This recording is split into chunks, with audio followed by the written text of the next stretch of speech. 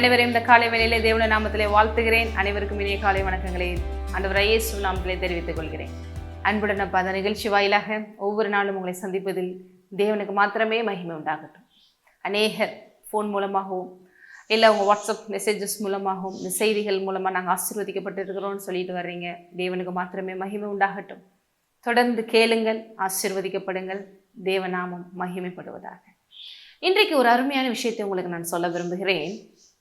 பழைய ஏற்பாட்டிலலாம் பாருங்கள், ஆசீர்வாதம் அப்படிங்கிறது சாதாரண விஷயமே கிடையாது.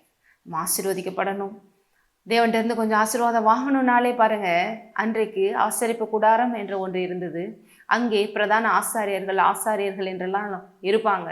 அதுலேயும் மகா பிரதான ஆசாரியன் வருஷத்துக்கு ஒரு முறை போய் அவர் தான் என்ன பண்ணுவார், அந்த மகா பரிசுத்த ஸ்தலத்துக்குள்ளே போய் அங்கே பயபக்தியாக அந்த முறைமைகளெல்லாம் செஞ்சு எல்லாத்துக்கும் மேலே அந்த அடிக்கப்பட்ட இல்லை ஒரு ஆடாக இருக்கலாம், ஒரு வெள்ளாட்டு கடாவாக இருக்கலாம், அல்லது ஒரு காளையாக இருக்கலாம், ஏதாவது ஒரு ரத்தத்தை அங்கே போய் பழுதற்ற ரத்தத்தை எடுத்துகிட்டு போய் அங்கே அழகாக அதை செய்கிற பாவ நிவாரண பலி எல்லா விஷயத்தையும் செஞ்சு முடித்து கரெக்டாக வெளியில் வந்தால் தான் பாருங்கள் இந்த மக்களுக்கெல்லாம் நிம்மதியாக இருக்குமா.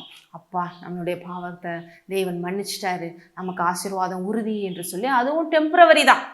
ஆனால் அன்றைக்கு அந்த டெம்பரவரியான அந்த விலங்குகள், அந்த பறவைகளுடைய ரத்தமே அன்றைக்கி அவ்வளோ தூரம் அவங்களுக்கு ஆசீர்வாதத்தை கொடுக்க முடிஞ்சது. தேவன் அவ்வளோ தூரம் அவங்களுக்கு கிருபை செய்தார் என்றால், இன்றைக்கு புதிய உடன்படிக்கையிலே தேவாதி தேவனுடைய சொந்த ரத்தத்தாலே மீட்கப்பட்டிருக்கிற நாம் எவ்வளவு பாக்கியவான்கள், எவ்வளவு தூரம் ஆசீர்வதிக்கப்பட்டு இருக்கிறோம். ஆசீர்வதித்தில் இருப்பது எவ்வளவு தூரம் மிக உறுதியான ஒன்றாக இருக்கிறது என்பதை நாம் ஒவ்வொரு நாளும் இந்த நேரத்திலே நான் சொல்கிறேன். ஒவ்வொரு நாளும் ஒவ்வொரு நொடியும் நீங்கள் நினைத்து நினைத்து தியானித்து அதற்காக தேவனை சோத்தரிக்க வேண்டும். ஹல்லேலூயா.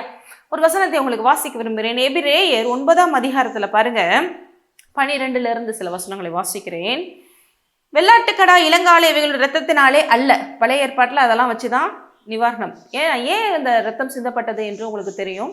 பாவத்தின் சம்பளம் மரணம், ஆத்மாவுக்காக பாவ நிவர்த்தி செய்கிறது இரத்தமே. மாம்சத்தின் உயிர் தான் ரத்தத்தில் இருக்குது. ஆகவே தான் இந்த மாதிரி முறைமைகள்லாம் வந்தது. இது எல்லாம் ஒரு நிழலாட்டமாக தான் பழைய ஏற்பாட்டில் செய்யப்பட்டது. பிதா தன்னுடைய மகன் இப்படி மரித்து எல்லாவற்றுக்கும் நித்திய மீட்பை ஏற்படுத்த போகிறார் என்பதை அவர்களுக்கு உணர்த்தும் வகையிலேயே அன்றைக்கெல்லாம் செய்ய வச்சாரு. அவர்கள் தங்களால் முடியல, ஆண்டவரை நீங்கள் எனக்கு உதவி செய்யுங்க அப்படின்னு சொல்லி அவங்கள டோட்டலாக சரண்டர் பண்ண வேண்டிய அந்த அவங்க ஒரு முடிவு எடுக்கணுங்கிறதுக்காக நிறைய விஷயங்கள் நடந்தது. ஒரு நாள் அவங்க எங்களால் முடியல ஆண்டவரை மெஸ்ஸாவை அனுப்புங்கன்னு சொன்னாங்க. அப்போ தான் இயேசு கிறிஸ்து வந்தார். இன்னைக்கு எல்லாவற்றையும் செய்து முடித்து நம்ம கிருபையின் காலத்தில் இருக்கிறோம் இல்லையா? அப்ப எவ்வளவு ஒரு அருமையான கிருபை பெற்றிருக்கிறோங்கிறத உணர்ந்து பாருங்க. அந்த மாதிரி வெள்ளாட்டுக்கடா இளங்காலை ரத்தத்தினாலே அல்ல, தம்முடைய சொந்த ரத்தத்தினாலும். ஹல்லேலூயா. தேவன் தான் நியாயாதிபதியாக இருந்து அது சரி தப்புன்னு சொல்ல முடியும். அவரே அதற்கு சொல்யூஷனாக அவர் ரத்தத்தையே கொடுத்துட்டாருன்னா அப்போ யாருங்க அங்கே குறை கண்டுபிடிக்க முடியும்? அந்த ரத்தத்தினாலும் ஒரே தரம் மகா பரிசுத்த ஸ்தலத்திலே பிரவேசித்து நித்திய மீட்பை உண்டு பண்ணினார். இங்கே பரலோகத்தில் பிதாவினுடைய அந்த இடத்துக்குள்ளேயே இயேசு அவருடைய சொந்த ரத்தத்தை நம்மளுடைய பாவத்திற்காகவும் சாபத்திற்காகவும் சிந்தி எல்லாவற்றுக்கும் முற்றுப்புள்ளி வைத்து விட்டார்.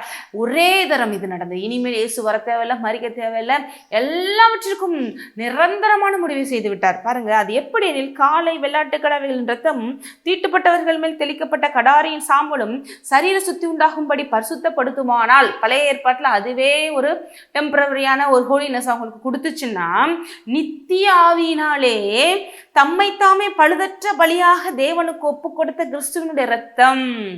கிறிஸ்துவனுடைய ரத்தம் எப்படிப்பட்ட ரத்தம்?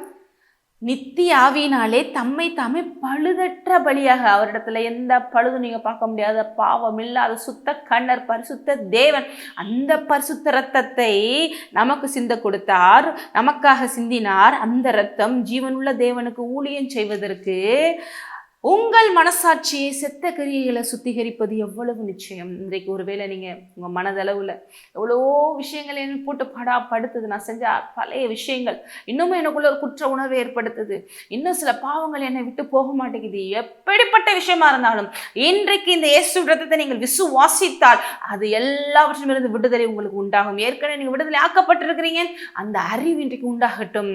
எப்பேற்பட்ட விஷயமா இருந்தாலும் உங்கள் மனசாட்சிக்குள்ளேயே போய் உங்களை உணர்த்த துன்பத்துக்கிற, உங்களை கஷ்டப்படுத்துகிற விஷயமா இருந்தாலும் அது எல்லாவற்றுக்கும் அவருடைய ரத்தம் உங்களுக்கு மன்னிப்பையும் அல்லது மீட்பையும் கொடுத்திருக்கிறது. ஆகவே பயப்படாதீங்க. இன்றைக்கு அதை உணருங்க, விசுவாசிங்க, அறிக்கை செய்யுங்க. நீங்கள் பரிசுத்தமானவர்களா இருக்கிறீங்கிறதை வாயை திறந்து சொல்லுங்க, அதன்படி வாழுங்க. நீங்கள் மிகுந்த காரியங்களை காண்பீர்கள். செபிப்போம். நன்றி அப்பா.